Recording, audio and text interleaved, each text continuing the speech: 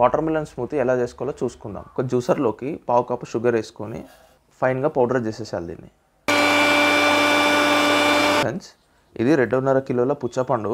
ఈ సైజులో కోసుకున్నది, గింజలన్నీ తీసేసినాం. ఇది కాయ ఉండడమే 2.5 కిలోలు ఉంది. ఇందులోకి ఒక 4-5 ఐస్ క్యూబ్స్ వేసుకోవాలి.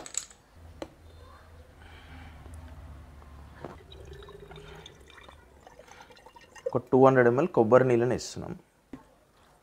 హై స్పీడ్లో ఫైన్గా బ్లెండ్ చేసేసేయాలి.